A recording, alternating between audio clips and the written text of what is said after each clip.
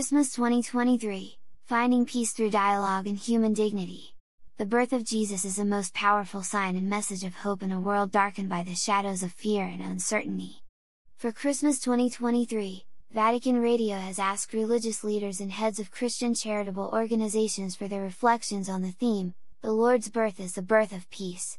Today's message comes from Monsignor Robert Vitillo, Secretary-General of the International Catholic Migration Commission. Christmas message of Monsignor Robert Vitillo, Secretary-General of the International Catholic Migration Commission. I deeply believe that Christ is our peace, and yet there are so many people who are living without peace and struggling with that. This year I traveled twice to Colombia, and we met at the border with bishops from both sides of the border of Ecuador and then also Colombia and Venezuela. And on the way to Ecuador, we watched so many people walking over the mountains, old people, disabled people, pregnant women, and women carrying children, and men trying to drag whatever possessions they could bring with them.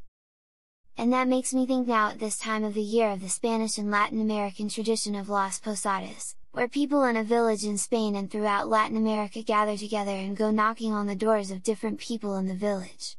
And one after another, they're rejected, just like Mary and Joseph were rejected. But then finally one family, a designated family, opens the door and all of the people who have been processing together come in and they pray and they celebrate together. I think that's something that we need to remember, that Jesus and Mary were homeless. And not only did they stay homeless on the night of Jesus' birth, but they soon became refugees themselves because of Herod's threats against Jesus.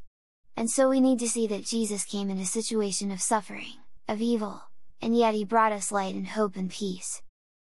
And I find hope and peace in so many refugees who hold on to the dignity that God gave them and continue the struggle until they and their children are able to live a dignified life. And what are your hopes looking into next year?